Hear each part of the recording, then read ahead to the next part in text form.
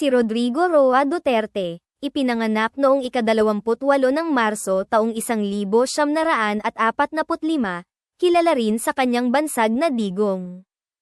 Ay Pilipinong abogado at politiko na naninilbihan bilang ika-16 na Pangulo ng Pilipinas mula 2016 hanggang 2022. Siya ang unang naging Pangulo na mula sa Mindanao. Siya rin ay ang pinakamatandang naging Pangulo ng ating bansa. Si Duterte ay isa sa mga pinakamatagal na nanilbihang alkalde sa Pilipinas at saka naging alkalde ng lungsod ng Davao. Isang urbanisadong lungsod sa kapuluan ng Mindanao ng 7 termino o mahigit 22 taon. Nagsilbi rin siyang bise-alkalde at kongresista ng lungsod. Noong Oktubre taong 2021.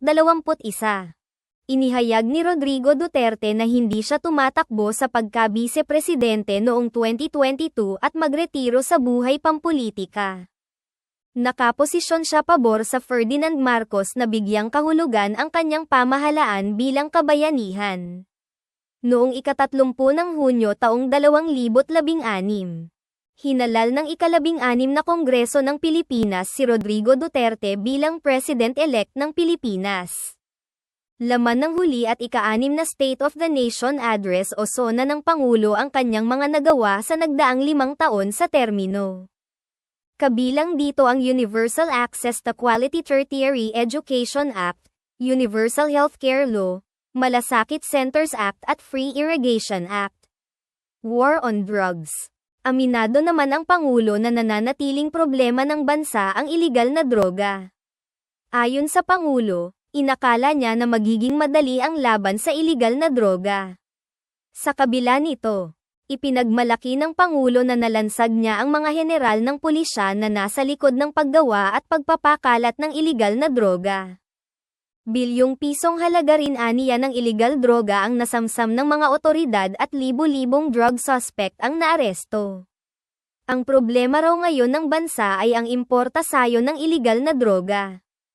Katiwalian sa gobyerno. Bukod sa droga, sinabi ng Pangulong Duterte sa kanyang SONA na mahirap ding alisin ang katiwalian sa gobyerno.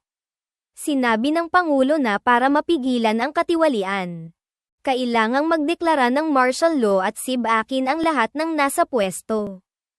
Sa kanyang SONA sinabi rin ng Pangulong Duterte na ginawang prioridad ng kanyang administrasyon ang pagpapalakas sa kakayahan ng Armed Forces of the Philippines at ng Philippine National Police.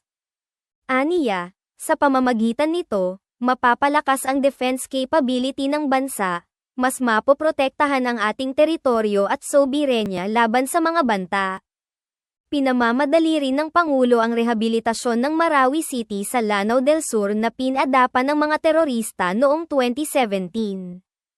Inihayag ng Pangulong Duterte ang mga nagawa ng kanyang administrasyon sa pagharap sa COVID-19 pandemic. Kabilang dito ang pagtatayo ng mga laboratorio na nagsasagawa ng COVID-19 tests at ng treatment at monitoring centers, gayon din ng mega quarantine facilities. Iniulat ng Pangulo na nasa 30 milyong doses ng bakuna laban sa COVID ang natanggap na ng Pilipinas. Bilang tulong naman sa mga naapektuhan ang kabuhayan ng pandemya, sinabi ng Pangulo na ipinasa ang Pondong Bayanihan 1 at Bayanihan 2. Nagpasalamat din ang Pangulong Duterte sa mga health workers at sa iba pang frontliners sa laban ng bansa sa COVID-19. Nagpasalamat din siya sa pribadong sektor. Pinapurihan ang mga lokal na opisyal at binanggit ang tulong na ipinagkaloob ng international development partners ng bansa sa laban sa COVID-19. Aminado ang Pangulo na naudlot ng COVID-19 pandemic ang patuloy na paglago ng ekonomiya. Bago raw ang pandemya, kabilang ang Pilipinas sa fastest growing economy sa mundo.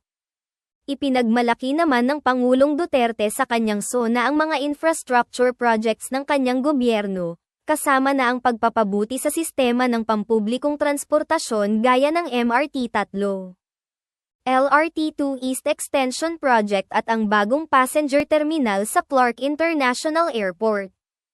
Mas mabilis na rin umano ang mga transaksyon sa gobyerno sa tulong ng ipinasang Ease of Doing Business Act.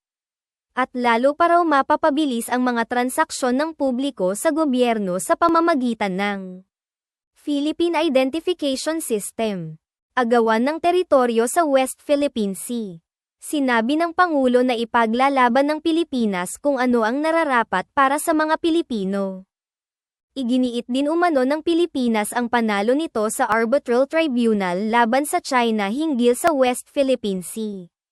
Sa kabila nito, aminado ang Pangulo na labas sa kanyang kapangyarihan ang pagpapatupad ng naturang ruling. At bago tinapos ng Pangulong Duterte ang kanyang SONA, nanawagan siya sa Kongreso na ipasa ang mga panukalang batas para sa ikabubuti ng mga Pilipino.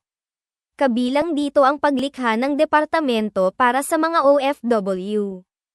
Gayun din ang paglikha ng Center for Disease Prevention and Control, at ng Virology and Vaccine Institute of the Philippines.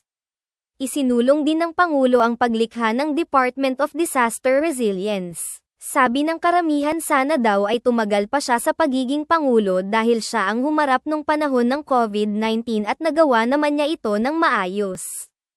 Maraming maganda ang nagawa ng Pangulo kaya maraming napapamahal dito.